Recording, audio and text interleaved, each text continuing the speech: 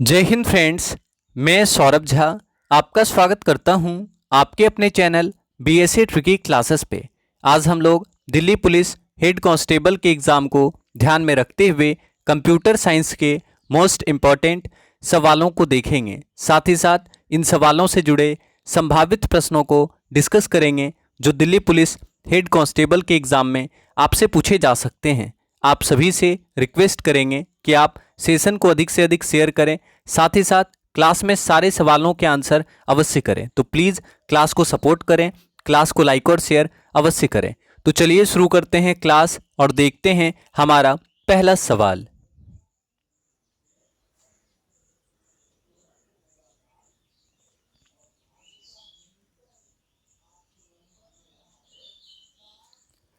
What is ROM in relation to computer?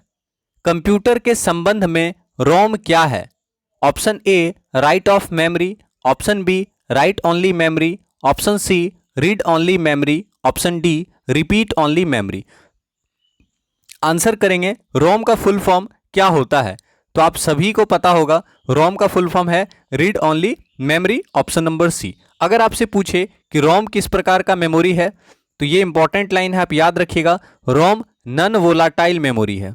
Rome none volatile memory है। किस प्रकार का मेमोरी है रोम? तो याद रखिएगा रोम नन वोलाटाइल मेमोरी है और रोम का फुल फॉर्म होता है रीड ओनली मेमोरी। तो रोम एक अस्थाई इलेक्ट्रॉनिक मेमोरी है जिसे हम लोग नन वोलाटाइल मेमोरी कहते हैं। रोम में स्टोर डेटा और इंस्ट्रक्शन स्वयं नष्ट नहीं होती है और न ही इन्हें बदला जा सकता है, याद रखेंगे। रोम में सूचनाएं निर्माण के समय ही भर दी जाती है तथा कंप्यूटर केवल इन्हें पढ़ सकता है। याद रखिएगा रोम में इंफॉर्मेशन जो होता है या जो डेटा होता है वो निर्माण के समय ही भर दी जाती है और कंप्यूटर केवल इसे पढ़ सकता है, इसलिए इसे रीड ओनली मेमोरी कहा जाता है, याद रखिएगा। और कंप्यूटर की सप्लाई बंद कर देने पर भी रोम में जो डेटा स्टोर होता है वो डिस्ट्रॉय या डिलीट नहीं होता है, इसलिए इसे नन वोलाटाइल मेमोरी कहा जाता है। समझ में आया? तो रोम क्या है? तो रोम एक प्रकार का नन वोलाटाइल मेमोरी है, याद रखिएगा। ठीक है, तो रोम एक प्रकार का नन वोलाटाइल मेमोरी है। कंप्यूटर की सप्लाई बंद कर देने पर भी रोम में सूचनाएं बनी रहती है, स्टोर रहती है, याद रखिएगा। इसके अलावा इंपॉर्टेंट सवाल आपका बनेगा कि रोम का निर्माण सेमीकंडक्टर डिवाइस से किया जाता है, जिसके वजह से हम लोग रोम को इलेक्ट्रॉनिक या सेमीकंडक्टर मेमोरी भी कहते हैं, याद रखिएगा। तो आपसे ये भी पूछ सकता है कि इनमें से किसे सेमीकंडक्टर मेमोरी कहा जाता है, तो आप याद रखिएगा कि रोम को सेमीकंडक्टर मेमोरी भी कहा जाता है।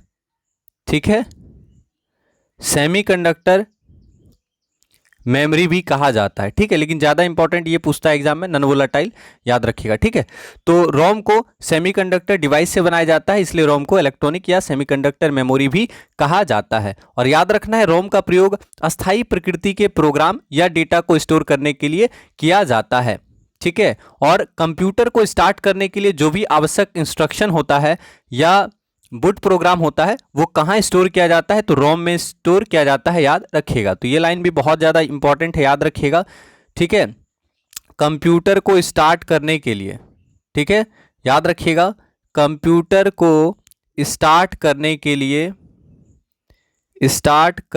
लिए आवश्यक सूचना कहाँ स्टोर होता है? रोम में। ठीक है, कंप्यूटर को स्टार्ट करने के लिए आवश्यक सूचना कहाँ स्टोर होता है?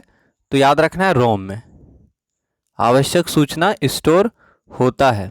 ठीक है, तो कंप्यूटर को स्टार्ट करने के लिए जो भी आवश्यक सूचना है वो कहाँ पे स्टोर होता है? रोम में स्टोर होता है, याद रखिएगा। और एक लाइन यहाँ से इंपॉर्टेंट बनेगा जो बार बार एग्जाम में पूछता है, आपसे पूछेगा बायोस। ठीक है, बायोस फंक्शन के लिए कौन सा जिम्मेदार होता है या कौन जिम्मेदार होता है? तो याद रखना है कि रोम में बायोस होता है। बायोस कहाँ होता है? रोम में, याद रखिएगा, रोम में बायोस होता है। ठीक है, पूछेगा बायोस कहाँ होता है? तो बायोस रोम में होता है। बायोस का फुल फॉर्म पूछ सकता है, तो ये भी आप लिख लीजिए। बायोस का फुल फॉर्म होता है basic input output system. BIOS का फुल फॉर्म क्या होता है? Basic input output system. ठीक है, बायोस का फुल फॉर्म होता है बेसिक इनपुट आउटपुट सिस्टम। तो आपसे पूछ सकता है कि बायोस कहाँ स्टोर होता है, तो याद रखिएगा बायोस रोम में स्टोर होता है, ठीक है। और बायोस क्या करता है, कंप्यूटर चालू करने पर पोस्ट प्रोग्राम चलाता है। याद रखिएगा कि रोम में बायोस होता है जो कंप्यूटर चालू करने पर पोस्ट प्रोग्राम चलाता है। तो अब आपके मन में होगा कि पोस्ट का फुल फॉर्म क्या है, क्योंकि ये भी एग्जाम में बहुत ज़्यादा पूछा गया है। तो पोस्ट का फुल फॉर्म होता है पावर ऑन सेल्फ टेस्ट। तो ये भी आप याद रखिएगा, पोस्ट का फुल फॉर्म होता है पावर ऑन सेल्फ टेस्ट। समझ में आया? तो इतना सवाल यहां से आप जरूर याद रखेंगे। तो रोम का फुल फॉर्म क्या हो गया, रीड ओनली मेमोरी। रोम किस प्रकार का मेमोरी है, तो रोम नन वोलाटाइल मेमोरी है, यानी रोम अस्थाई इलेक्ट्रॉनिक मेमोरी है, याद रखिएगा। और कंप्यूटर की सप्लाई बंद कर देने पर भी रोम में जो डेटा स्टोर होता है वो नष्ट नहीं होता है, याद रखिएगा। रोम में कंप्यूटर को स्टार्ट करने के लिए आवश्यक सूचना जैसे इंस्ट्रक्शन सेट और बूट प्रोग्राम स्टोर किया जाता है, याद रखिएगा। रोम में बायोस यानी बेसिक इनपुट आउटपुट सिस्टम होता है, यह भी आप याद रखेंगे, ठीक है। तो आंसर हो गया ऑप्शन नंबर सी। क्लास को फटाफट एक बार आप लोग शेयर कर दीजिए। अगला सवाल, the storage which keeps its data after the power is turned off is called. बिजली बंद कर दिए जाने के बाद जो स्टोरेज अपनी डाटा रखती है उसे डैश कहते हैं। तो मोस्ट इंपॉर्टेंट सवाल है, आंसर करेंगे the storage which keeps its data after the power is turned off is called. Option A volatile storage, option B non volatile storage, option C sequential storage, option D direct storage. तो most important सवाल है ये। तो आपका answer क्या होना चाहिए, option number B non volatile storage. याद रखिएगा, बिजली बंद कर दिए जाने के बाद जो स्टोरेज अपना डेटा सुरक्षित रखती है उसे हम लोग नन वोलाटाइल स्टोरेज कहते हैं। जैसे कि एग्जांपल क्या होगा, रोम। रोम क्या है, नन वोलाटाइल मेमोरी है, नन वोलाटाइल मेमोरी है रोम, याद रखिएगा, ठीक है। तो याद रखना है वह मेमोरी यूनिट जिसमें विद्युत सप्लाई बंद कर देने पर डेटा बना रहता है उसे नन वोलाटाइल मेमोरी कहते हैं, ठीक है। और दूसरी तरफ अगर पूछे वोलाटाइल मेमोरी क्या है, तो याद रखना है कि जिस मेमोरी यूनिट में विद्युत सप्लाई बंद हो जाने पर स्टोर्ड डेटा नष्ट हो जाता है उसे हम लोग वोलाटाइल मेमोरी कहते हैं, ठीक है। तो करंट सप्लाई अगर चले जाए तो उसमें रखा हुआ डेटा अगर नष्ट हो जाता है तो उसको हम लोग बोलेंगे वोलाटाइल स्टोरेज, ठीक है। और अगर करंट सप्लाई जाने के बाद भी जो डेटा स्टोर है वो नष्ट नहीं होता है तो उस प्रकार के मेमोरी को हम लोग नन वोलाटाइल मेमोरी कहते हैं, याद रखिएगा। समझ में आया? फिर से बता रहे हैं, वह मेमोरी यूनिट जिसमें विद्युत सप्लाई बंद होने पर भी डेटा स्टोर रहता है उसे हम लोग नन वोलाटाइल मेमोरी कहते हैं। दूसरी तरफ जिस मेमोरी यूनिट में विद्युत सप्लाई बंद हो जाने पर स्टोर डेटा नष्ट हो जाता है उसे हम लोग अस्थायी या वोलाटाइल मेमोरी कहते हैं, ठीक है।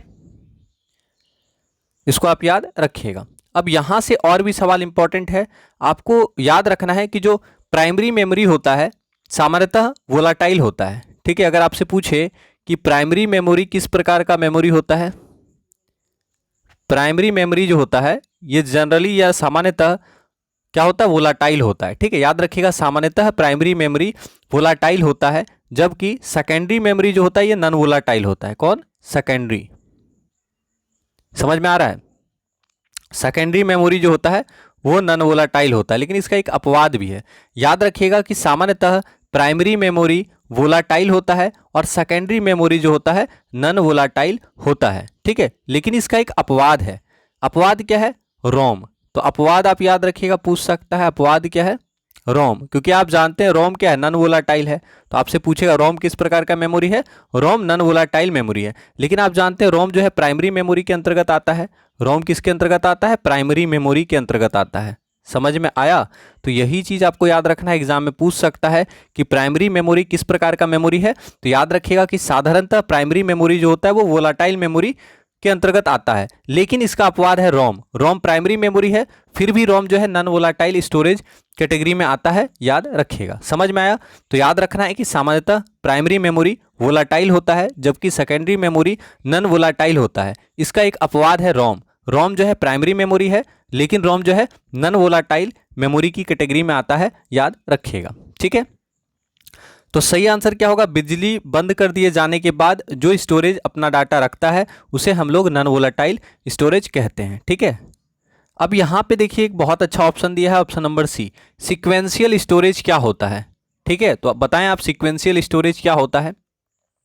तो याद रखना है, इसमें वांछित डेटा को क्रमानुसार पढ़ा जाता है, सीक्वेंस में पढ़ा जाता है। तो याद रखना है सीक्वेंशियल मेमोरी के अंतर्गत जो भी वांछित डेटा होता है उसको क्रमानुसार पढ़ा जाता है। इस कारण इस मेमोरी से डेटा को पढ़ने में ज़्यादा समय लगता है, क्योंकि सीक्वेंस में पढ़ा जाता है। ठीक है, तो सीक्वेंशियल मेमोरी में डेटा को सीक्वेंस के आधार पर ही पढ़ा जाता है, जिसके कारण सीक्वेंशियल मेमोरी से डेटा को पढ़ने में अधिक समय लगता है। इस कारण इसका उपयोग ऐसी जगह किया जाता है जहां लगभग सभी डेटा को प्रोसेस करने की जरूरत पड़ती है, याद रखिएगा। ठीक है, जैसे हम लोग बिजली का बिल वगैरह बनाते हैं तो उसके लिए सीक्वेंशियल स्टोरेज का इस्तेमाल किया जाता है। ठीक है, याद रखिएगा इसको। और इसका उदाहरण अगर पूछेगा सीक्वेंशियल स्टोरेज का, तो मैग्नेटिक टेप आप याद रख सकते हैं, पूछ सकता है कि मैग्नेटिक टेप किस प्रकार का मेमोरी है। ठीक है, मैग्नेटिक टेप किस प्रकार का मेमोरी का उदाहरण है। तो याद रखिएगा मैग्नेटिक टेप सीक्वेंशियल मेमोरी का एक उदाहरण है। मैग्नेटिक टेप में एक प्लास्टिक रिबन का चुंबकीय पदार्थ आयरन ऑक्साइड या क्रोमियम डाइऑक्साइड की परत चढ़ी होती है। तो आपसे ये सवाल पूछेगा कि मैग्नेटिक टेप किसका उदाहरण है, तो मैग्नेटिक टेप सीक्वेंशियल मेमोरी का उदाहरण है। आपसे पूछ सकता है मैग्नेटिक टेप में किस चीज़ का परत होता है, तो आयरन ऑक्साइड का परत होता है। समझ में आया, आयरन ऑक्साइड का परत होता है। तो ये इंपॉर्टेंट लाइन है, पूछेगा कि मैग्नेटिक टेप में किस चीज़ का परत होता है, आयरन ऑक्साइड का परत चढ़ा होता है। याद रखिएगा मैग्नेटिक टेप में आयरन ऑक्साइड का परत चढ़ा होता है। ठीक है, अगला ऑप्शन है डायरेक्ट स्टोरेज या डायरेक्ट मेमोरी भी कहते हैं इसको हम लोग। तो डायरेक्ट स्टोरेज क्या हो गया या डायरेक्ट एक्सेस मेमोरी क्या हो गया।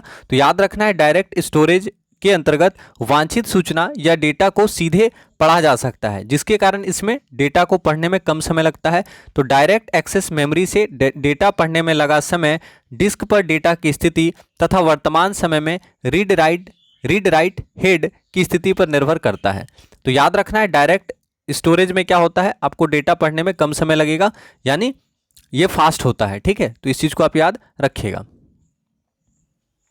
अगर आपसे पूछे डायरेक्ट स्टोरेज मेमोरी का उदाहरण, पूछ सकता है कि नहीं एग्जाम में कि डायरेक्ट स्टोरेज मेमोरी का उदाहरण कौन सा है, तो इसको भी आप याद रखिए। डायरेक्ट स्टोरेज मेमोरी का उदाहरण कौन कौन सा है, एक तो याद रखना है, ध्यान दीजिएगा, एक तो याद रखना ऑप्टिकल डिस्क। ठीक है, ऑप्टिकल डिस्क किसका उदाहरण है, तो ऑप्टिकल डिस्क जो है डायरेक्ट स्टोरेज मेमोरी का उदाहरण है, याद रखना है। और ऑप्टिकल डिस्क के अंतर्गत ही आता है सीडी डीवीडी, समझ में आ रहा है ना। ऑप्टिकल डिस्क के अंतर्गत आएगा सीडी, इसके अलावा डीवीडी, ब्लू रे डिस्क। ठीक है, इसके अलावा आपसे पूछ सकता है फ्लैश ड्राइव। फ्लैश ड्राइव किसके अंतर्गत आएगा, तो फ्लैश ड्राइव भी आपको याद रखना है, फ्लैश ड्राइव भी डायरेक्ट स्टोरेज मेमोरी के अंतर्गत आएगा। मेमोरी कार्ड अगर आपसे पूछे, तो मेमोरी कार्ड भी आप जानते हैं, मेमोरी कार्ड भी आपको याद रखना है कि डायरेक्ट एक्सेस मेमोरी या डायरेक्ट स्टोरेज मेमोरी के अंतर्गत आता है। ठीक है, तो ऑप्टिकल डिस्क, फ्लैश ड्राइव और memory card, optical disk, flash drive और memory card direct storage memory के अंतर्गत आता है, याद रखिएगा। तो सही आंसर क्या होगा, बिजली बंद कर दिए जाने के बाद जो डेटा अपना स्टोरेज रखती है उसे हम लोग नॉन वोलाटाइल स्टोरेज कहते हैं। Answer option number B. तो क्लास को फटाफट एक बार आप लोग शेयर करें, आप सभी से हम्बल रिक्वेस्ट करेंगे। अगला सवाल, जब इसमें बिजली बंद हो जाती है तो मेमोरी के कंटेंट नष्ट नहीं होंगे। The contents of the memory will not be lost when the power is turned of. ठीक है, तो जब बिजली बंद होने के बाद मेमोरी में जो कंटेंट है या जो इंस्ट्रक्शन है वो नष्ट नहीं होगा, तो उसको किस प्रकार का मेमोरी कहते हैं, तो आप जानते ही हैं उसको नॉन वोलाटाइल मेमोरी कहते हैं। और उसके अंतर्गत कौन कौन सा आएगा ये आपसे पूछा गया है। Option A ROM, option B EP ROM, option C double EP ROM, option D इनमें से सभी। तो आप जानते हैं कि जब बिजली बंद कर देने के बाद भी मेमोरी में जो भी कंटेंट है अगर वो नष्ट नहीं होगा तो उसको हम लोग बोलेंगे नॉन वोलाटाइल मेमोरी। क्या बोलेंगे, नॉन वोलाटाइल मेमोरी। और आपको पता है कि रोम जो है नॉन वोलाटाइल मेमोरी है। ठीक है, रोम क्या है, नॉन वोलाटाइल मेमोरी है। और तो रोम तो नॉन वोलाटाइल मेमोरी है। इसके अलावा ईपी रोम भी नॉन वोलाटाइल में है और ईईपी रोम भी नॉन वोलाटाइल है। इसका मतलब आंसर क्या होगा, ऑप्शन नंबर डी। बहुत ही बेहतरीन सवाल है, तो याद रखना है जब बिजली बंद कर देने पर भी मेमोरी के अंदर जो डेटा है वो अगर स्टोर रहेगा तो उसको हम लोग नॉन वोलाटाइल मेमोरी कहेंगे। रोम, ईपीरोम, डबल ईपीरोम नॉन वोलाटाइल मेमोरी के अंतर्गत आता है। तो आंसर क्या हो गया? Option number D. ठीक है, अब थोड़ा सा डिटेल में देखते हैं। अगर आपसे पूछेगा ईपीरोम, तो ईपीरोम से क्या पूछ सकता है? इसका फुल फॉर्म पूछ सकता है ईपीरोम का। तो ईपीरोम का फुल फॉर्म क्या होता है? आप जानते हैं, एराजेबल प्रोग्रामेबल रीड ऑनली मेमोरी। याद रहेगा क्या होता है? एराजेबल प्रोग्रामेबल रीड ऑनली मेमोरी। ठीक है, एराजेबल प्रोग्रामेबल रोम को बोलते हैं रीड ऑनली मेमोरी। तो आप याद रखिएगा ईपीरोम का फुल फॉर्म क्या होता है? ईपीरोम का फुल फॉर्म होता है एराजेबल प्रोग्रामेबल रीड ऑनली मेमोरी। और याद रखना है कि ईपीरोम पर पराबैंगनी किरणों की सहायता से पुराने प्रोग्राम को हटाकर नया प्रोग्राम लिखा जा सकता है। ये इंपॉर्टेंट लाइन है, याद रखिएगा। पूछेगा कि ईपीरोम पर पुराने प्रोग्राम को हटाकर नए प्रोग्राम लिखने के लिए हम लोग किसका इस्तेमाल करते हैं? तो याद रखना अल्ट्रावायलेट रेज का इस्तेमाल किया जाता है। ठीक है, तो इसलिए इसको याद रखिएगा। यहाँ से एक लाइन कि ईपीरोम को क्या कहा जाता है?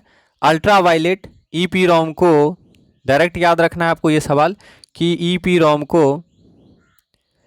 अल्ट्रावायलेट ईपीरोम कहा जाता है। ठीक है, तो ऐसे अगर आप याद रखिएगा तो आपको समझ में आ जाएगा कि अल्ट्रावायलेट ईपीरोम इसको क्यों कहते हैं। तो याद रखना है ईपीरोम को अल्ट्रावायलेट ईपीरोम कहा जाता है। क्या याद रखेंगे? कि ईपीरोम को अल्ट्रावायलेट ईपीरोम कहा जाता है। अब इसको अल्ट्रावायलेट ईपीरोम क्यों कहा जाता है? तो याद रखना है कि रोम पर यानी ईपीरोम पर पराबैंगनी किरणों की सहायता से पुराने प्रोग्राम को हटाकर नया प्रोग्राम लिखा जा सकता है, इसलिए ईपीरोम को यानी एराजेबल प्रोग्रामेबल रीड ओनली मेमोरी को अल्ट्रावायलेट ईपीरोम कहा जाता है। ठीक है, अगला आपसे पूछ सकता है डबल ईपीरोम। तो इसका फुल फॉर्म क्या होता है? इलेक्ट्रिकली एराजेबल। आप जानती हैं, तो लिख लीजिए इसका फुल फॉर्म क्या होता है? इलेक्ट्रिकली एराजेबल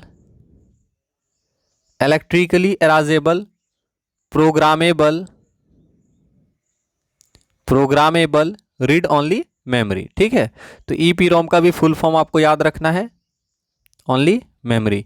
तो याद रखिएगा डबल ईपीरोम का फुल फॉर्म होता है electrically erasable programmable read only memory. ठीक है, और डबल ईपीरोम से क्या क्या सवाल बन सकता है? एक तो इसका full form electrically erasable programmable read only memory. अब याद रखना है डबल ईपीरोम को सर्किट से निकाले बिना इस पर उच्च विद्युत विभव की सहायता से पुराने विभव को हटाकर नया प्रोग्राम लिखा जा सकता है। ठीक है, याद रखिएगा डबल ईपीरोम को सर्किट से निकाले बिना इस पर उच्च विद्युत विभव की सहायता से पुराने प्रोग्राम को मिटाकर नया प्रोग्राम लिखा जा सकता है। ठीक है, और ईपीरोम को क्या कहा जाता डबल ईपीरोम को क्या कहा जाता है? तो याद रखिएगा डबल ईपीरोम को हम लोग फ्लैश मेमोरी भी कहते हैं। क्या कहते हैं? Flash memory. तो ये लाइन इंपॉर्टेंट है, याद रखिएगा डबल ईपीरोम को फ्लैश मेमोरी कहा जाता है। क्या कहा जाता है? डबल ईपीरोम को फ्लैश मेमोरी भी कहा जाता है, याद रखिएगा। और फ्लैश मेमोरी का एग्जाम्पल अगर पूछता है एग्जाम में कि निम्नलिखित में से कौन सा फ्लैश मेमोरी का उदाहरण है, तो पेन ड्राइव। याद रखिएगा पेन ड्राइव जो है फ्लैश मेमोरी का उदाहरण है। समझ में आ रहा है?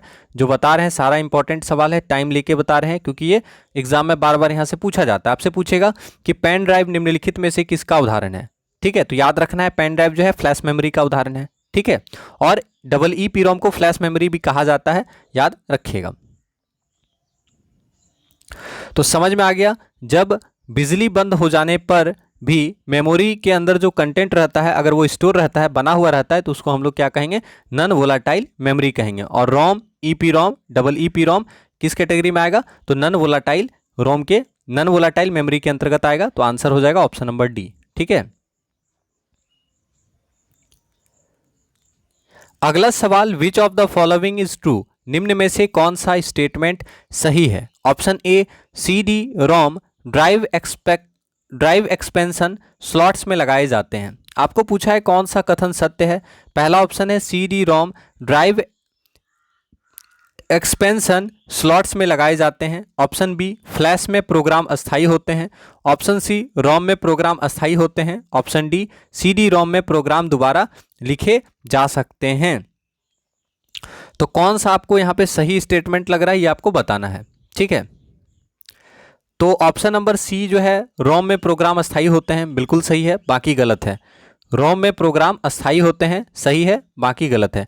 आप जानते हैं कि रोम जो है नॉन वोलाटाइल मेमोरी है। रोम क्या है? नॉन वोलाटाइल मेमोरी है। रोम में प्रोग्राम या डेटा को फ्यूज लिंक के जरिए डाला जाता है। एक बार डेटा भर देने पर फ्यूज लिंक को जला दिया जाता है ताकि डेटा को बदला नहीं जा सके। इसलिए हम लोग रोम को बर्निंग इन द डेटा भी कहा जाता है। याद रखिएगा, रोम को बर्निंग इन द डेटा भी कहा जाता है। तो रोम में प्रोग्राम क्या होता है? अस्थायी होता है, और रोम जो है नॉन वोलाटाइल मेमोरी का उदाहरण होगा, याद रखिएगा। ठीक है, तो यहां पे सही आंसर क्या होगा? रोम में प्रोग्राम अस्थायी होते हैं, बिजली चले जाने के बाद भी रोम में जो डेटा स्टोर होता है वो समाप्त नहीं होता है। ठीक है, यहां से आपका सीडी रोम से सवाल बन सकता है। पहला तो बनेगा कि सीडी रोम का फुल फॉर्म क्या होता है, तो आप बताइए सीडी रोम का फुल फॉर्म क्या होता है? Compact disc. याद रखिएगा, सीडी रोम का फुल फॉर्म होता है compact disc read only memory. ठीक है, सीडी रोम का फुल फॉर्म क्या होता है? Compact disc read only memory. तो याद रखिएगा, सीडी रोम का फुल फॉर्म होता है compact disc read only memory. दूसरा सवाल कि ये है क्या, सीडी रोम है क्या? तो याद रखना है कि सीडी रोम ऑप्टिकल डिस्क का एक प्रकार है जो आजकल कंप्यूटर सॉफ्टवेयर, ठीक है, जो आजकल कंप्यूटर सॉफ्टवेयर, इसके अलावा ऑडियो, वीडियो, फाइल और एक बहुत बड़े डेटा को स्टोर करने के लिए उपयोग में लाया जाता है। तो सीडी रोम क्या है? Compact disc read only memory, और इसका उपयोग हम लोग स्टोरेज करने के लिए करते हैं, याद रखिएगा। और सीडी रोम से डेटा पढ़ने के लिए हम लोग किसका इस्तेमाल करते हैं? तो ये लाइन इंपॉर्टेंट है, याद रखिएगा कि सीडी रोम से डेटा पढ़ने के लिए, सीडी रोम से डेटा पढ़ने के लिए किसका इस्तेमाल किया जाता है? पढ़ने के लिए इंफ्रारेड लेजर बीम का इस्तेमाल किया जाता है। तो ये जरूर याद रखिएगा, पूछ देगा एग्जाम में कि सीडी रोम से डेटा पढ़ने के लिए किस किरण का इस्तेमाल किया जाता है? तो इंफ्रारेड लेजर बीम का इस्तेमाल किया जाता है। ठीक है, तो ये लाइन जरूर याद रखिएगा, पूछेगा आपसे कि सीडी रोम में डेटा पढ़ने के लिए किस प्रकार की किरणों का इस्तेमाल किया जाता है? तो सीडी रोम से डेटा पढ़ने के लिए इंफ्रारेड लेजर बीम का प्रयोग होता है। समझ में आया? सीडी रोम से डेटा पढ़ने के लिए इंफ्रारेड लेजर बीम का इस्तेमाल होता है, याद रखिएगा। अगर आपसे पूछे कि इसका स्टोरेज क्षमता लगभग कितना होता है, सीडी रोम का स्टोरेज क्षमता कितना होता है, तो याद रखना है सीडी रोम का स्टोरेज क्षमता लगभग कितना होता है। एग्जाम में पूछा गया सवाल है कि सीडी रोम का स्टोरेज क्षमता कितना होता है। ठीक है, तो 700 MB, याद रखिएगा, लगभग 700 MB। ठीक है, तो सीडी रोम का स्टोरेज क्षमता कितना होता है? तो सीडी रोम का स्टोरेज क्षमता लगभग 700 MB होता है, याद रखिएगा। ठीक है, तो यहां पे कौन सा स्टेटमेंट सही है? रोम में प्रोग्राम अस्थायी होता है, आंसर हो गया ऑप्शन नंबर सी।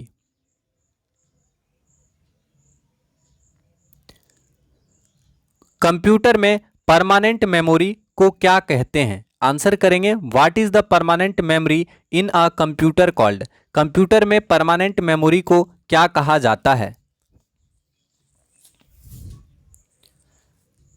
तो आप सभी जानते हैं क्या कहा जाता है, रोम आपका सही आंसर होगा। ठीक है, तो बी और डी दोनों ऑप्शन सेम है, तो आपका आंसर क्या हो जाएगा? दोनों हो जाएगा। तो याद रखना है कंप्यूटर में परमानेंट मेमोरी को क्या कहते हैं? तो रोम कहते हैं। क्या कहते हैं? रोम। क्योंकि आप जानते हैं रोम क्या है, रोम नॉन वोलाटाइल मेमोरी है, और करंट सप्लाई बंद होने के बाद भी रोम में जो डेटा स्टोर होता है वो डिलीट नहीं होता है। ठीक है, इसलिए रोम को हम लोग क्या कहते हैं? अस्थाई इलेक्ट्रॉनिक मेमोरी कहते हैं। तो आपका आंसर क्या हो जाएगा? रोम। रोम को परमानेंट मेमोरी कहते हैं, याद रखिएगा, रोम को परमानेंट मेमोरी कहा जाता है। अगला ऑप्शन देखते हैं, सीपीयू लिखा हुआ है। तो सीपीयू से भी सवाल बहुत सारा बनता है एग्जाम में। आप जानते हैं सीपीयू को क्या कहा जाता है? Central processing unit. पहला तो इसका फुल फॉर्म होगा सीपीयू का, सीपीयू का फुल फॉर्म होता है सेंट्रल प्रोसेसिंग यूनिट। सीपीयू को क्या कहा जाता है? हार्ट और ब्रेन ऑफ कंप्यूटर। याद रखिएगा, सीपीयू को हार्ट और ब्रेन ऑफ कंप्यूटर कहा जाता है। ठीक है, सीपीयू को हार्ट और ब्रेन ऑफ कंप्यूटर कहा जाता है, याद रखिएगा। सीपीयू वास्तव में एक सघन इंटीग्रेटेड सर्किट चिप होता है, इसलिए सीपीयू को हम लोग माइक्रो प्रोसेसर भी कहते हैं। तो इंपॉर्टेंट लाइन है, पहला सवाल सीपीयू को क्या कहा जाता है? सीपीयू को हार्ट और ब्रेन ऑफ कंप्यूटर कहा जाता है। दूसरा सवाल याद रखना है, सीपीयू का फुल फॉर्म होता है सेंट्रल प्रोसेसिंग यूनिट। तीसरा इंपॉर्टेंट सवाल है, सीपीयू को माइक्रो प्रोसेसर कहा जाता है। क्या कहा जाता है? माइक्रो प्रोसेसर भी कहा जाता है। तो ये सवाल आप जरूर याद रखिएगा।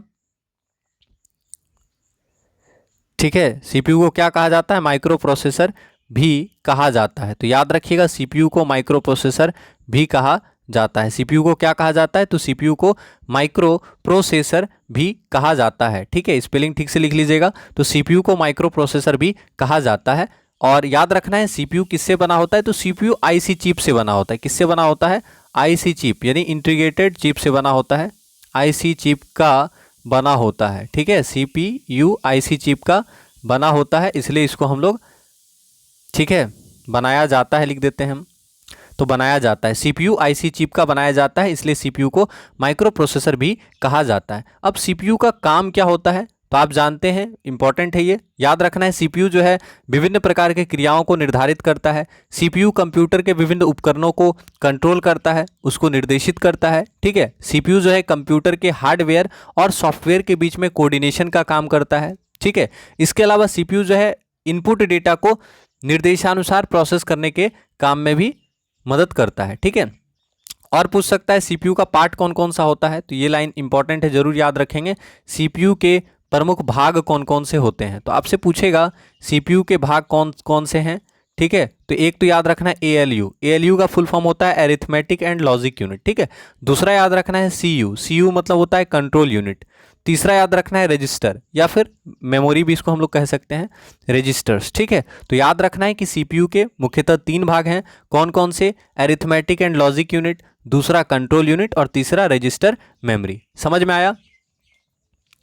ठीक है, अगला ऑप्शन देखते हैं रैम। अब रैम से भी बहुत सारा सवाल बनता है और अक्सर रैम और रोम में कन्फ्यूजन होता है। ठीक है, तो आपसे पूछेगा रैम का फुल फॉर्म क्या होता है? तो आप सभी जानते हैं रैम का फुल फॉर्म होता है रैंडम एक्सेस मेमोरी। याद रखिएगा, रैम का फुल फॉर्म क्या होता है? Random access memory. रैम का फुल फॉर्म होता है रैंडम एक्सेस मेमोरी। ठीक है, रैंडम एक्सेस मेमोरी, रैम का फुल फॉर्म होता है रैंडम एक्सेस मेमोरी, याद रखिएगा। और रैम माइक्रोचिप से बना एक तीव्र सेमीकंडक्टर मेमोरी है।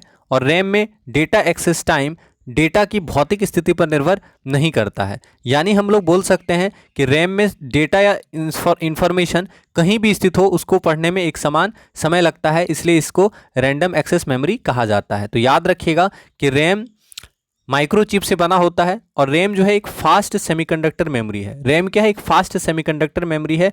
और रैम में डेटा एक्सेस टाइम जो है वो डेटा की भौतिक स्थिति पर निर्भर नहीं करता है। यानी रैम में डेटा चाहे कहीं भी स्टोर हो, उसको पढ़ने में समान समय लगेगा। समझ में आया? रैम में डेटा चाहे कहीं भी स्टोर हो, उसको पढ़ने में समान समय लगेगा, इसलिए इसको हम लोग रैंडम एक्सेस मेमोरी कहते हैं। ठीक है, अब आपसे पूछेगा कि रैम किस प्रकार का मेमोरी है? तो याद रखना है रैम वोलाटाइल मेमोरी है। क्या है? वोलाटाइल मेमोरी है। ये लाइन याद रखना जरूरी है आपके लिए कि रैम वोलाटाइल मेमोरी है। वोलाटाइल मेमोरी है। ठीक है, रैम क्या है?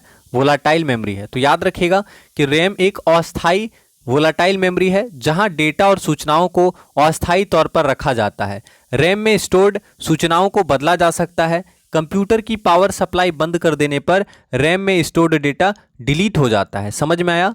कंप्यूटर सप्लाई बंद कर देने पर रैम में जो भी डेटा स्टोर है वो डिलीट हो जाता है, इसलिए रैम को वोलाटाइल मेमोरी कहा जाता है। याद रखिएगा, यानी इसे हम लोग अस्थायी मेमोरी कहते हैं। क्या कहते हैं?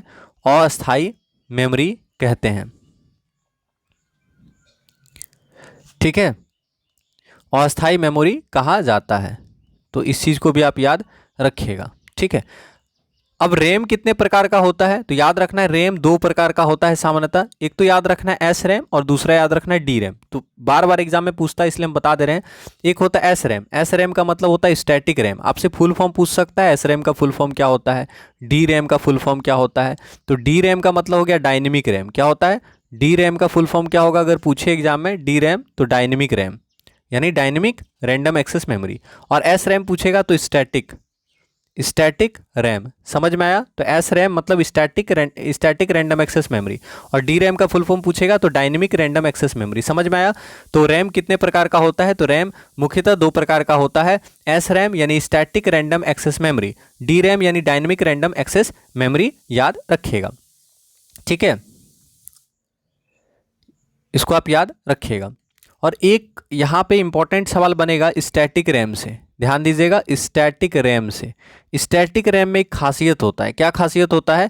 कि कंप्यूटर सप्लाई बंद कर देने पर भी, ठीक है, लिख देते हैं इसको हम, कंप्यूटर सप्लाई बंद कर देने पर भी, ठीक है, कंप्यूटर सप्लाई बंद कर देने पर भी स्टोर्ड डेटा कंप्यूटर ऑन होने तक सुरक्षित रहता है। इसलिए ये आप याद रखिएगा, स्टोर्ड डेटा कंप्यूटर ऑन होने तक सुरक्षित रहता है। ठीक है, कंप्यूटर ऑन होने तक सुरक्षित रहता है। इसलिए इस लाइन को आप लिख लीजिएगा, सुरक्षित रहता है। ठीक है, तो स्टैटिक रैम का ये खासियत है जो कि एग्जाम में बहुत बार पूछा गया है। ठीक है, पूछ सकता है कि कंप्यूटर सप्लाई बंद कर देने पर भी स्टोर्ड डेटा कंप्यूटर ऑन होने तक सुरक्षित रहता है, इनमें से किस प्रकार के मेमोरी में? तो याद रखिएगा स्टैटिक रैम में। ठीक है, स्टैटिक रैम में कंप्यूटर की सप्लाई बंद कर देने पर भी स्टोर्ड डेटा अगली बार कंप्यूटर ऑन होने तक सुरक्षित रहता है। ठीक है, तो इस सवाल का आंसर क्या होगा? कंप्यूटर में परमानेंट मेमोरी किसे कहते हैं? तो रोम को हम लोग परमानेंट मेमोरी कहते हैं, याद रखिएगा। आंसर हो जाएगा बी और डी बोथ। रोम जो है ये परमानेंट मेमोरी है, रोम जो है नॉन वोलाटाइल मेमोरी है। तो क्लास को फटाफट आप लोग शेयर करें, आप सभी से रिक्वेस्ट करेंगे। अगला सवाल, कंप्यूटर के निर्माता उपयोगकर्ता द्वारा एक बार प्रोग्राम किए जाने के बाद निम्नलिखित में से किसे संशोधित नहीं किया जा सकता है?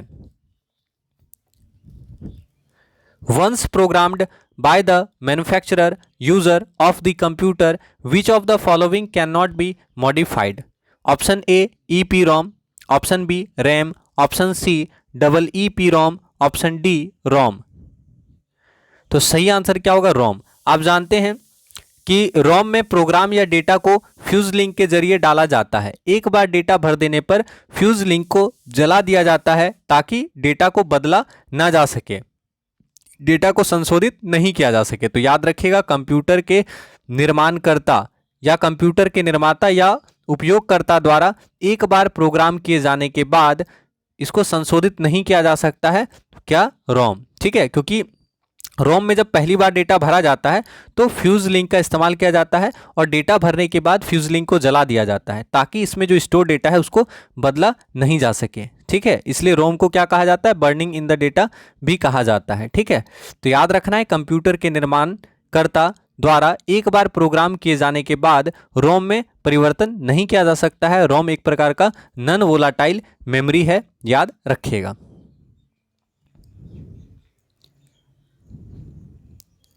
रोम इज मेमोरी। रोम किस प्रकार का मेमोरी है? ऑप्शन ए केवल पढ़ने के लिए, ऑप्शन बी केवल लिखने के लिए, ऑप्शन सी लिखने व पढ़ने दोनों के लिए, ऑप्शन डी इनमें से कोई नहीं। तो रोम किस प्रकार का डेटा है? तो आप जानते हैं रोम किस प्रकार का मेमोरी है, तो रीड ओनली मेमोरी। इसका फुल फॉर्म से ही पता चल रहा है रोम किस प्रकार का मेमोरी है, तो रोम केवल पढ़ने के लिए। तो याद रखिएगा, रोम का फुल फॉर्म होता है रीड ओनली मेमोरी और रोम एक नॉन वोलाटाइल मेमोरी है जिसमें स्टोर डेटा व सूचनाएं स्वयं नष्ट नहीं होती है और इन्हें बदला भी नहीं जा सकता है। ठीक है, और याद रखना ये केवल डेटा को पढ़ सकता है, इसमें परिवर्तन नहीं कर सकता है। तो रोम किस प्रकार का मेमोरी है? रीड ओनली मेमोरी, केवल पढ़ने के लिए। अगला सवाल, what is the permanent memory of a computer called? Computer की अस्थाई स्मृति को क्या कहते हैं? तो कंप्यूटर का जो परमानेंट मेमोरी है उसे क्या कहा जाता है? तो सिंपल सा सवाल है, आंसर क्या होगा? रोम। क्या होगा आंसर? रोम। तो कंप्यूटर के स्थायी स्मृति को हम लोग क्या कहते हैं? रोम कहते हैं, यानी रीड ओनली मेमोरी कहते हैं। आंसर हो गया ऑप्शन नंबर बी, याद रखिएगा। ठीक है, तो कंप्यूटर के परमानेंट मेमोरी को क्या कहा जाता है? रोम कहा जाता है। अगला सवाल, कंप्यूटर की इनबिल्ट मेमोरी है। Computer has inbuilt memory. Computer का जो इनबिल्ट मेमोरी होता है उसे क्या कहा जाता है? तो सिंपल सा सवाल है, बहुत बार पढ़ भी चुके हैं कि कंप्यूटर की इनबिल्ट मेमोरी क्या है? रोम। कंप्यूटर का निर्माण करते समय ही, आप जानते हैं कंप्यूटर का निर्माण करते समय ही निर्माणकर्ता के द्वारा इसमें डेटा को भर दिया जाता है। ठीक है, तो याद रखना है, computer has inbuilt memory. Computer का इनबिल्ट मेमोरी क्या है? तो याद रखिएगा रोम। कंप्यूटर का इनबिल्ट मेमोरी क्या होता है? रोम होता है, याद रखिएगा। ठीक है, और रोम में कंप्यूटर को स्टार्ट करने के लिए आवश्यक सूचना होता है, जैसे इंस्ट्रक्शन सेट हो गया या फिर बूट प्रोग्राम हो गया, कहाँ स्टोर होता है? तो याद रखिएगा इंस्ट्रक्शन सेट और बूट प्रोग्राम रोम में स्टोर किया जाता है। रोम में बायोस होता है जो कंप्यूटर चालू करने पर पोस्ट प्रोग्राम चलाता है, ठीक है। और कंप्यूटर का इनबिल्ट मेमोरी कौन सा है? तो याद रखिएगा रोम जो है कंप्यूटर का इनबिल्ट मेमोरी है, ऑप्शन नंबर ए। अगला सवाल, which of these memory chips are programmed in the manufacturing process? निर्माण प्रक्रिया में इनमें से किस मेमोरी चिप का प्रयोग किया जाता है? आंसर करेंगे निर्माण प्रक्रिया में इनमें से किस मेमोरी चिप का प्रयोग किया जाता है? Option A RAM, option B ROM, option C P ROM, option D double E P ROM. तो आप सभी जानते हैं निर्माण प्रक्रिया के समय हम लोग रोम चिप का प्रयोग करते हैं, यानी रोम चिप का प्रोग्राम करते हैं, रोम चिप को प्रोग्राम करते हैं ना। तो आंसर हो गया ऑप्शन नंबर बी। तो याद रखना है निर्माण प्रक्रिया में हम लोग रोम चिप को प्रोग्राम करते हैं, ठीक है। तो रोम क्या है? इनबिल्ट मेमोरी है। रोम क्या है? नॉन वोलाटाइल मेमोरी है, ठीक है। और रोम में क्या होता है? सप्लाई बंद कर देने के बाद भी जो सूचना है वो समाप्त नहीं होता है, इसको आप याद रखिएगा। तो निर्माण प्रक्रिया में किस मेमोरी चिप को प्रोग्राम किया जाता है? तो याद रखना है रोम, ऑप्शन नंबर बी। अगला सवाल, विषम का चयन करें। Option A floppy disk, option B ROM, option C DVD और ऑप्शन डी हार्ड डिस्क। इनमें से अलग कौन है ये आपको बताना है। तो बहुत अच्छा सवाल है, पूछा जा सकता है एग्जाम में। आपको बताना है इनमें से अलग कौन है, ठीक है। तो आप बताइए अलग कौन है, ठीक है। तो अलग कौन है ये आपको बताना है। देखिए सिंपल सा सवाल है, आंसर क्या होगा? रोम। रोम क्या है? अलग होगा, रोम विषम है। रोम क्या है? प्राइमरी मेमोरी के अंतर्गत आएगा। रोम किसके अंतर्गत आएगा? रोम प्राइमरी या मेन मेमोरी के अंतर्गत आता है। रोम जो है ये प्राइमरी और मेन मेमोरी के अंतर्गत आता है। याद रखिएगा ये क्या है? प्राइमरी या मेन मेमोरी के अंतर्गत आता है, ठीक है। रोम क्या है? तो रोम याद रखना है प्राइमरी या मेन मेमोरी है। बाकी आप देखिए floppy disk, DVD, hard disk, ये सब क्या है आपको याद रखना है कि सेकेंडरी मेमोरी के अंतर्गत आएगा, ठीक है। समझ में आया? तो याद रखना है रोम क्या है? प्राइमरी मेमोरी है, जबकि आपको याद रखना है फ्लॉपी डिस्क, डीवीडी और हार्ड डिस्क ये क्या है? सेकेंडरी मेमोरी है, सेकेंडरी मेमोरी है। या फिर इसको सेकेंडरी को हम लोग एक्सिलरी मेमोरी भी कहते हैं, ठीक है। तो ये भी आप याद रखिएगा, सेकेंडरी या एक्सिलरी मेमोरी है, यानी सहायक मेमोरी है। द्वितीय क्या सहायक मेमोरी है? आपका फ्लॉपी डिस्क, डीवीडी और हार्ड डिस्क। समझ में आया? और रोम क्या है? तो रोम आपका प्राइमरी मेमोरी है, यानी बोल सकते हैं हम लोग प्राथमिक मेमोरी है या मुख्य मेमोरी है। तो इस चीज़ को आप याद रखिएगा। आंसर क्या हो गया आपका? Option number B. समझ में आया? तो कौन अलग है?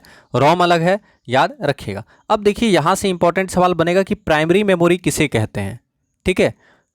तो आप इस चीज़ को भी याद रखिए कि प्राइमरी मेमोरी किसे कहा जाता है। तो याद रखना है वह मेमोरी यूनिट जो सीधे सेंट्रल प्रोसेसिंग यूनिट से जुड़ा हुआ होता है और हर समय कंप्यूटर से जुड़ा रहता है, उसको हम लोग प्राइमरी या मेन मेमोरी कहते हैं। याद रखना है कि वह मेमोरी यूनिट जो सीधे सेंट्रल प्रोसेसिंग यूनिट से संपर्क रखता है तथा हर समय कंप्यूटर से जुड़ा रहता है, उसे हम लोग प्राइमरी या फिर मेन मेमोरी कहते हैं, ठीक है। और प्राइमरी मेमोरी का उदाहरण आप लिख लीजिए जो कि ज़्यादा इंपॉर्टेंट है। प्राइमरी और मेन मेमोरी, प्राइमरी और मेन मेमोरी का उदाहरण आप बताएंगे कौन कौन सा है, ठीक है। तो आप लोगों से भी रिक्वेस्ट करेंगे, क्लास को आप लोग लाइक नहीं किए तो प्लीज़ लाइक कीजिए और क्लास को सपोर्ट कीजिए। तो प्राइमरी और मेन मेमोरी का उदाहरण आपसे पूछ सकता है। तो याद रखिएगा प्राइमरी और मेन मेमोरी का उदाहरण क्या क्या हो जाएगा। एक तो आप याद रखिएगा रोम, रोम भी प्राइमरी मेमोरी है। रैम याद रखना है, रैम भी प्राइमरी मेमोरी है। इसके अलावा याद रखना है रजिस्टर, रजिस्टर क्या है? प्राइमरी मेमोरी है, रजिस्टर प्राइमरी मेमोरी है। कैच मेमोरी आप लोग जानते होंगे, कैच मेमोरी, कैच मेमोरी क्या है ये भी आपको याद रखना है। कैच मेमोरी भी प्राइमरी मेमोरी का उदाहरण है, ठीक है। तो याद रखिएगा कि प्राइमरी मेमोरी सामान्यतः क्या होता है? वोलाटाइल होता है। और प्राइमरी मेमोरी का प्रकृति कैसा होता है? याद रखना है प्राइमरी मेमोरी जो होता है ये वोलाटाइल प्रकृति का होता है, वोलाटाइल होता है। प्राइमरी मेमोरी वोलाटाइल होता है। क्या होता है? याद रखिएगा प्राइमरी मेमोरी वोलाटाइल होता है। लेकिन इसका अपवाद कौन सा है? यह अपवाद है, ठीक है। तो इस चीज़ को भी आप याद रखिएगा, यह अपवाद है। कौन सा अपवाद है? रोम आपका अपवाद है। रोम क्योंकि नॉन वोलाटाइल होता है, समझ में आया। तो आप याद रखिएगा कि प्राइमरी मेमोरी सामान्यतः वोलाटाइल होता है, लेकिन रोम इसका अपवाद है, रोम जो है नॉन वोलाटाइल होता है, याद रखिएगा। तो रोम, रैम, रजिस्टर और कैच मेमोरी प्राइमरी मेमोरी या फिर मेन मेमोरी का उदाहरण है, याद रखिएगा, ठीक है। और सेकेंडरी मेमोरी पूछेगा तो ये भी आप याद रखिएगा कि सेकेंडरी मेमोरी में डेटा और सूचनाओं को बड़ी मात्रा में स्टोर कर सकते हैं हम लोग, और कंप्यूटर सिस्टम के बाहर स्थित होता है सामान्यतः सेकेंडरी मेमोरी या फिर एक्सुलरी मेमोरी। और सेकेंडरी मेमोरी को हम लोग परमानेंट मेमोरी कहते हैं। क्या कहते हैं? सेकेंडरी मेमोरी को, ठीक है, तो याद रखना है सेकेंडरी या एक्सुलरी मेमोरी, सेकेंडरी या ऑक्सिलरी मेमोरी को हम लोग परमानेंट मेमोरी कहा जाता है। क्या कहा जाता है? को परमानेंट मेमोरी कहा जाता है, परमानेंट मेमोरी कहा जाता है। क्या कहा जाता है? परमानेंट मेमोरी कहा जाता है। तो याद रखिएगा सेकेंडरी या ऑक्सिलरी मेमोरी को परमानेंट मेमोरी कहा जाता है, ठीक है। और इसका स्टोरेज क्षमता जो है बहुत ज़्यादा होता है, लेकिन इसमें डेटा ट्रांसफ़र का जो स्पीड होता है वो काफ़ी कम होता है। लेकिन आप जानते हैं कि सेकेंडरी स्टोरेज या सेकेंडरी मेमोरी का उपयोग हम लोग कहाँ करते हैं? तो बैकअप डेटा को स्टोर करने के लिए करते हैं। तो ये भी इंपॉर्टेंट लाइन है कि सेकेंडरी या एक्सुलरी मेमोरी का उपयोग हम लोग बैकअप डेटा को स्टोर करने के लिए करते हैं, ठीक है। समझ में आया। और इसका उदाहरण अगर पूछ दे सेकेंडरी मेमोरी का, तो इसका बहुत सारा उदाहरण हो जाएगा सेकेंडरी मेमोरी का, जैसे मैग्नेटिक टेप हो गया, मैग्नेटिक डिस्क हो गया, ऑप्टिकल डिस्क के अंतर्गत सीडी, डीवीडी, ब्लू रे डिस्क, ये सब किसका उदाहरण होगा? तो सहायक मेमोरी का उदाहरण होगा, ठीक है, याद रखिएगा। तो विषम का चयन करेंगे अगर हम लोग, तो यहाँ पे क्या होगा? रोम। याद रखना है रोम प्राइमरी मेमोरी है, बाकी फ्लॉपी डिस्क, डीवीडी और हार्ड डिस्क सेकेंडरी मेमोरी का उदाहरण होगा। Answer option number B. तो क्लास को फटाफट आप लोग शेयर करें, आप सभी से हम्बल रिक्वेस्ट करेंगे। अगला सवाल, रोम की किस किस्म पर डेटा केवल एक बार अंकन किया जा सकता है? On which type of ROM data can be written only once? बहुत ही इंपॉर्टेंट सवाल है, आपको बताना है रोम के किस प्रकार में डेटा को केवल एक बार लिखा जा सकता है, केवल एक बार अंकित किया जा सकता है। तो सही आंसर क्या होगा? P ROM. पी रोम का फुल फॉर्म होता है प्रोग्रामेबल रीड ओनली मेमोरी। तो याद रखिएगा पी रोम यानी प्रोग्रामेबल रीड ओनली मेमोरी एक विशेष प्रकार का रोम है जिसमें एक विशेष प्रक्रिया द्वारा यूजर के अनुकूल डेटा को प्रोग्राम किया जाता है, ठीक है। और एक बार प्रोग्राम कर दिए जाने के बाद यह सामान्य रोम की तरह व्यवहार करता है, याद रखेंगे, ठीक है। तो ये इंपॉर्टेंट लाइन है, रोम की किस किस्म पर डेटा केवल एक बार लिखा जा सकता है, तो आपको याद रखना है सही आंसर क्या होगा? ऑप्शन नंबर ए, पी रोम यानी प्रोग्रामेबल रीड ओनली मेमोरी, ठीक है। तो प्रोग्रामेबल रीड ओनली मेमोरी में डेटा को केवल एक बार लिखा जा सकता है, याद रखिएगा।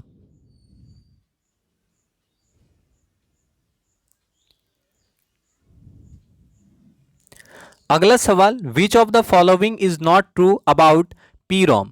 ये सवाल मोस्ट इंपॉर्टेंट है, ठीक है।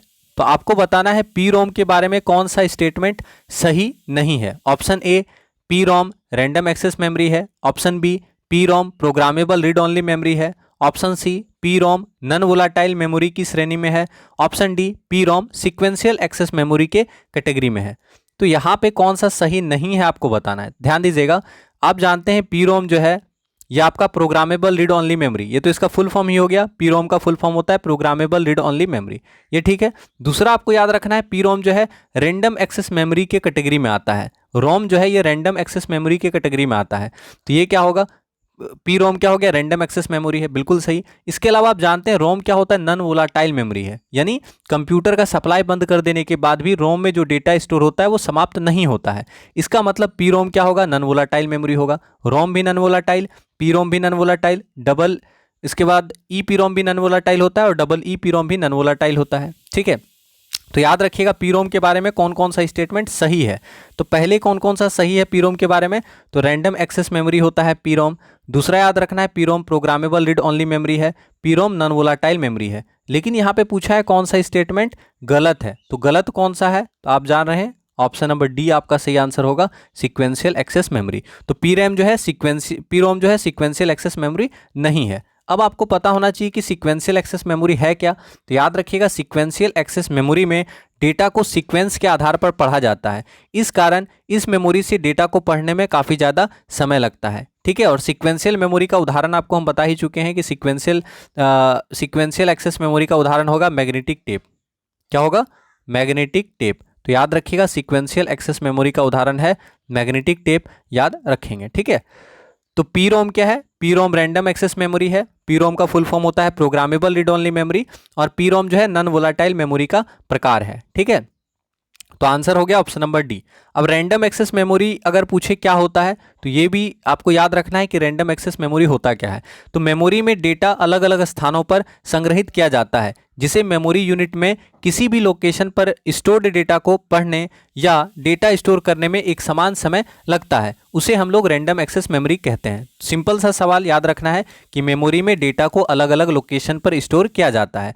तो जिस मेमोरी यूनिट में किसी भी लोकेशन पर स्टोर्ड डेटा को पढ़ने या डेटा स्टोर करने में एक समान समय लगता है, उसे हम लोग रैंडम एक्सेस मेमोरी कहते हैं। ठीक है। और रैंडम एक्सेस मेमोरी का उदाहरण अगर पूछे तो याद रखना है रजिस्टर रैंडम एक्सेस मेमोरी है, cache memory random access memory है, रोम रैंडम एक्सेस मेमोरी है, रैम रैंडम एक्सेस मेमोरी है। ठीक है। तो हो सकता है एग्जाम में यहाँ पे पी रोम का पूछा है, हो सकता है आपके एग्जाम में हो सकता है ऐसे पूछ दे इनमें से कौन रैम के बारे में सही नहीं है, या फिर हो सकता है थोड़ा सा चेंज करके ऑप्शन भी चेंज कर सकता है और यहाँ पे पूछ सकता है रजिस्टर के बारे में सही नहीं है। तो ये सब चीज़ आपको याद रखना होगा। ठीक है। तो रैंडम एक्सेस मेमोरी का उदाहरण अगर आपसे पूछे तो याद रखना है रैम रैंडम एक्सेस मेमोरी है, रोम रैंडम एक्सेस मेमोरी है, रजिस्टर रैंडम एक्सेस मेमोरी है। ठीक है। रजिस्टर क्या है? रैंडम एक्सेस मेमोरी है। ठीक है। इस चीज़ को आप याद रखिएगा। तो पी रोम के बारे में कौन सा सही नहीं है? Option number D, P ROM sequential access memory के कैटेगरी में नहीं आता है। ठीक है। अगला सवाल, ईपीरोम का पूर्ण रूप क्या है? तो आपको बताना है ईपीरोम का फुल फॉर्म क्या होता है। तो सिंपल सा सवाल है, ईपीरोम का फुल फॉर्म क्या होता है? तो आप जानते हैं ई से होता है एराजेबल, पी से प्रोग्रामेबल, आर से रीड, ओ से ओनली, एम से मेमोरी।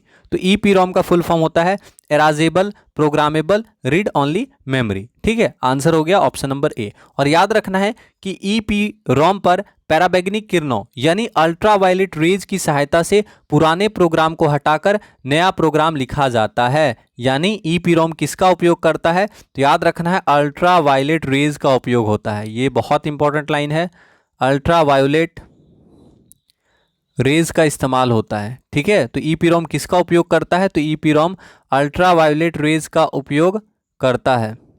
तो इस चीज़ को आप जरूर याद रखिएगा। पूछ सकता है कि ईपीरोम में किसका उपयोग किया जाता है? तो ईपीरोम में अल्ट्रावायलेट रेज का इस्तेमाल किया जाता है, इसलिए ईपीरोम को अल्ट्रावायलेट ईपीरोम भी कहा जाता है। ठीक है। अगला सवाल, द ईपीरोम स्टैंड्स फॉर। ईपीरोम का फुल फॉर्म क्या है? तो सिंपल सा सवाल है, ईपीरोम का फुल फॉर्म क्या होता है आपको बताना है। ठीक है। तो option A erasable programmable read only memory इसका सही आंसर हो जाएगा, ऑप्शन नंबर ए। ठीक है। तो बहुत बार पढ़ चुके हैं, तो इसका आंसर क्या होगा?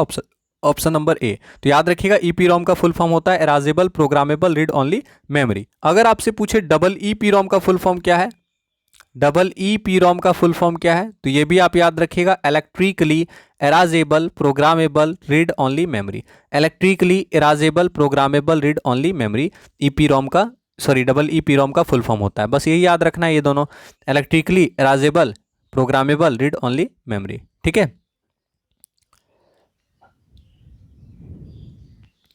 अगला सवाल, ईपीरोम का पूरा नाम है। तो आप जानते हैं ईपीरोम का पूरा नाम क्या है?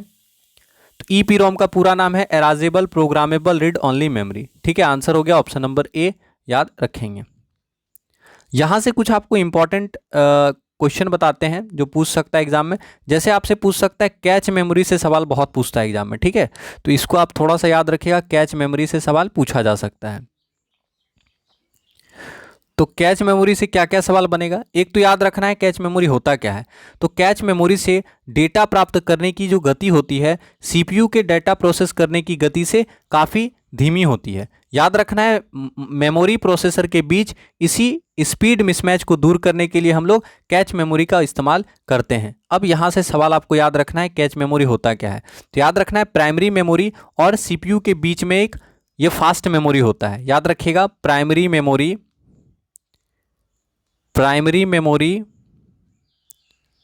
और सीपीयू के बीच लगा एक फास्ट मेमोरी है। तो ये चीज आपको याद रखना है, ये किस प्रकार का मेमोरी है? त्रिव मेमोरी है। ठीक है, तो प्राइमरी मेमोरी और सीपीयू के बीच लगा हुआ एक अत्यंत फास्ट मेमोरी है कौन? Cache memory. और याद रखना है कैच मेमोरी में बार बार प्रयोग में आने वाले डेटा और निर्देशों को स्टोर किया जाता है। यानी कोई मान लीजिए इंस्ट्रक्शन है जिसको हम लोग बार बार यूज कर रहे हैं, तो उसको कहाँ पे स्टोर करेंगे? तो कैच मेमोरी में। तो एग्जाम में आपसे ऐसे सवाल पूछेगा कि बार बार प्रयोग में लाने वाले डेटा और इंस्ट्रक्शन को कहाँ स्टोर किया जाता है? Option number A cache memory, option number B RAM, option number C dynamic RAM, option number D static RAM. इस तरह करके ऑप्शन दे सकता है। तो याद रखना है कि बार बार प्रयोग में आने वाले डेटा और इंस्ट्रक्शंस को कैच मेमोरी में स्टोर किया जाता है। ठीक है, क्योंकि ये जल्दी से उसको क्या करता है? जल्दी से आपको वहाँ पे पहुँचा देगा, क्योंकि ये फास्ट होता है ना। तो याद रखना है कि बार बार प्रयोग में लाए जाने वाला डेटा और निर्देशों को कैच मेमोरी में स्टोर किया जाता है। कैच मेमोरी कहाँ लगा होता है? तो कैच मेमोरी याद रखना है प्राइमरी मेमोरी और सीपीयू के बीच लगा होता है। कैच मेमोरी अत्यंत तीव्र मेमोरी होता है, यानी ये फास्ट मेमोरी होता है, याद रखिएगा। और कैच मेमोरी जो है सीधे सीपीयू से जुड़ा होता है, इसलिए फास्ट होता है। ठीक है, पूछेगा कैच मेमोरी किससे जुड़ा होता है? तो कैच मेमोरी सीधे सीपीयू से जुड़ा होता है, जिसके कारण ये तेजी से काम करता है। सीधे सीपीयू से जुड़ा होता है, कैच मेमोरी सीधे सीपीयू से जुड़ा होता है। तो याद रखिएगा कैच मेमोरी सीधे सीपीयू से जुड़ा होता है। ठीक है, और कैच मेमोरी से सीपीयू तक डेटा या इंफॉर्मेशन ले जाने के लिए कंप्यूटर मदरबोर्ड के सिस्टम बस का प्रयोग नहीं करना पड़ता है। इसका मतलब है कैच मेमोरी में डेटा ट्रांसफ़र का जो स्पीड होता है वो फास्ट होता है। समझ में आया? तो याद रखना है कैच मेमोरी से सीपीयू तक डेटा या इन्फॉर्मेशन ले जाने के लिए कंप्यूटर मदरबोर्ड के सिस्टम बस का उपयोग नहीं करना पड़ता है, यानी कैच मेमोरी में डेटा ट्रांसफ़र का जो गति होता है वो फास्ट होता है। याद रखिएगा कैच मेमोरी सीपीयू और मेन मेमोरी के बीच में बफर का काम करता है। कैच मेमोरी सीपीयू और मेन मेमोरी के बीच में बफर का काम करता है, याद रखेंगे। तो क्लास को प्लीज़ आप सभी से हम्बल रिक्वेस्ट है, आप लोग क्लास को सपोर्ट करें, क्लास को लाइक और शेयर अवश्य करें। अगला सवाल, निम्न में से किसे यूवी रोशनी में रखकर मिटाया जा सकता है? आपको बताना है which of the following is erased by exposing it to UV light. तो मोस्ट इंपॉर्टेंट सवाल है, आपको बताना है अल्ट्रा वायलेट लाइट का उपयोग करके किसे मिटाया जा सकता है। ठीक है, तो आंसर क्या होगा बताएं। हम लोग पढ़ ही चुके हैं कि ईपीरोम को अल्ट्रा वायलेट ईपीरोम भी कहा जाता है। तो आपका आंसर क्या होगा? Option number C. तो इसी को याद रख लेना है कि ईपीरोम को यूवी ईपीरोम भी कहा जाता है। समझ में आया? अगर आपको ये याद रहेगा तो आप आराम से आंसर कर लीजिएगा। ईपीरोम को यूवी ईपीरोम कहा जाता है।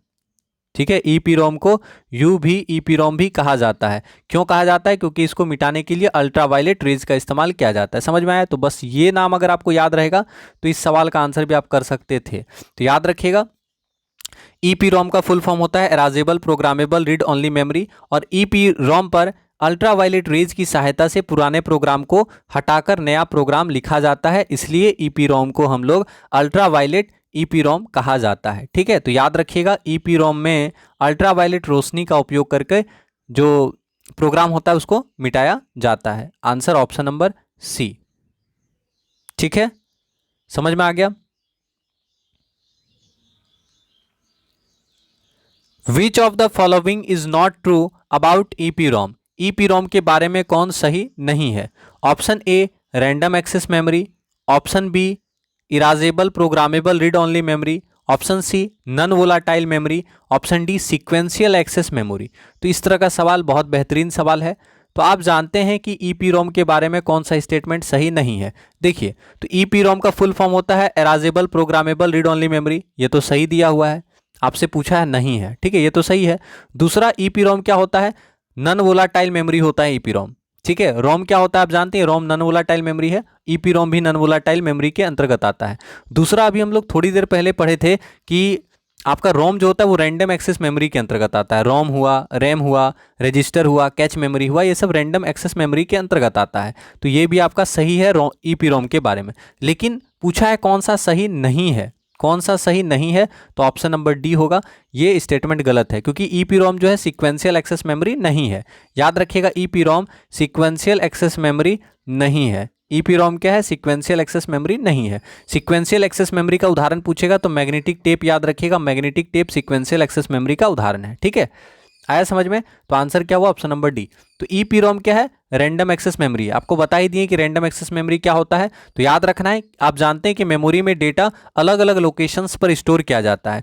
जिस मेमोरी यूनिट में किसी भी लोकेशन पर स्टोर डेटा को पढ़ने या डेटा स्टोर करने में एक समान समय लगता है, उसको हम लोग रैंडम एक्सेस मेमोरी कहते हैं। तो ईपीरॉम भी क्या है? ईपीरॉम में डेटा चाहे कहीं भी स्टोर हो, उसको पढ़ने में या उसको स्टोर करने में समान समय लगता है, इसलिए ईपीरॉम भी आपका रैंडम एक्सेस मेमोरी का उदाहरण होगा।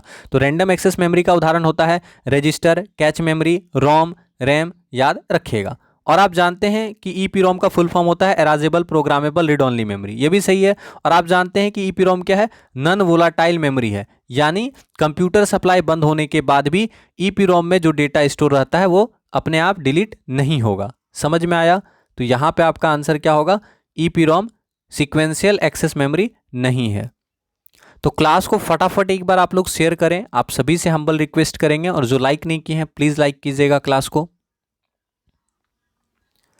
अगला सवाल, परिवर्ती डेटा को स्टोर करने के लिए इनमें से किस मेमोरी का उपयोग किया जाता है? तो आंसर करेंगे परिवर्ती डेटा को स्टोर करने के लिए इनमें से किस प्रकार के मेमोरी का उपयोग किया जाता है? Which of these memories will be used to store variable data? Option A RAM, option B ROM, option C EPROM, option D PROM. तो आपको सही जो आंसर लग रहा है वो आप आंसर करेंगे। ठीक है, परिवर्ती डेटा को स्टोर करने के लिए यानी वेरिएबल डेटा को स्टोर करने के लिए हम लोग किसका इस्तेमाल करते हैं? तो याद रखना ईपीरॉम आपका सही आंसर होगा। ईपीरॉम का फुल फॉर्म होता है एराजेबल प्रोग्रामेबल रीड ओनली मेमोरी। देखिए यहाँ पे लिखा है वेरिएबल, है ना? तो परिवर्ती डेटा को स्टोर करने के लिए हम लोग किसका इस्तेमाल करते हैं? तो याद रखना है परिवर्ती डेटा को स्टोर करने के लिए हम लोग ईपीरॉम यानी एराजेबल प्रोग्रामेबल रीड ओनली मेमोरी का इस्तेमाल करते हैं। आंसर हो जाएगा ऑप्शन नंबर सी। अगला सवाल, both EPROM and double EPROM are, आपको बताना है ईपीरॉम और डबल ईपीरॉम दोनों होते हैं। Option A sequential access memory, option B random access memory, option C volatile memory, option D destructive memory यानी विनाशकारी मेमोरी। तो बहुत अच्छा सवाल है, इस तरह का सवाल एग्जाम में आपको देखने को मिलेगा। तो सिंपल सा सवाल है, कॉन्सेप्ट क्लियर रखना है आपको। तो आप देखिए पहला चीज बोला है कि ईपीरॉम और डबल पीरॉम दोनों होता है, तो ये लिखा है सीक्वेंशियल एक्सेस मेमोरी, जो कि गलत है। आप जानते हैं ये सीक्वेंशियल एक्सेस मेमोरी नहीं होगा, क्योंकि सीक्वेंशियल एक्सेस मेमोरी में क्या होता है कि डेटा को क्रमानुसार पढ़ा जाता है, जिसमें काफ़ी ज़्यादा समय लगता है। लेकिन आप जानते हैं ईपीरॉम बोले या फिर डबल ईपीरॉम बोले, ये दोनों होता है रैंडम एक्सेस मेमोरी में।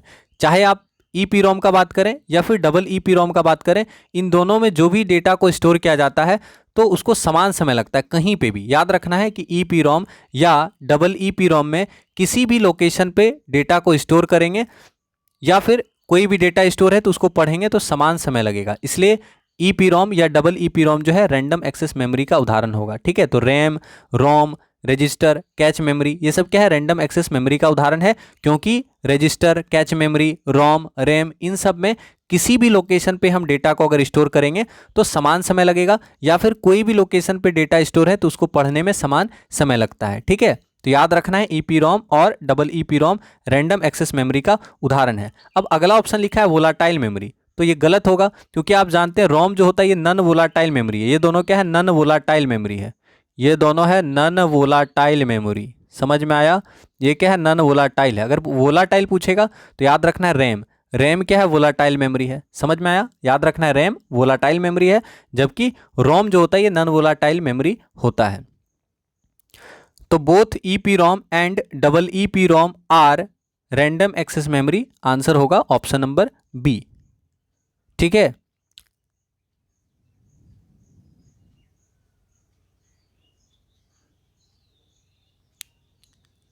उम्मीद करेंगे आज का सेशन आपको काफ़ी अच्छा लगा होगा और ये काफ़ी इंपॉर्टेंट क्वेश्चंस थे तो आप सभी से रिक्वेस्ट करेंगे कि क्लास अच्छा लगा हो तो प्लीज़ क्लास को सपोर्ट कीजिएगा, क्लास को लाइक और शेयर अवश्य कीजिएगा। साथ ही साथ आप सभी से हम्बल रिक्वेस्ट करेंगे, किसी भी टॉपिक में किसी भी तरह का दिक्कत होगा तो आप लोग कमेंट अवश्य कीजिएगा, ठीक है। और क्लास में रेगुलर रहेंगे। तो मिलते हैं आपसे अगले क्लास में। आप सभी का तहे दिल से धन्यवाद करेंगे। जय हिंद, जय भारत, जय BSA, धन्यवाद।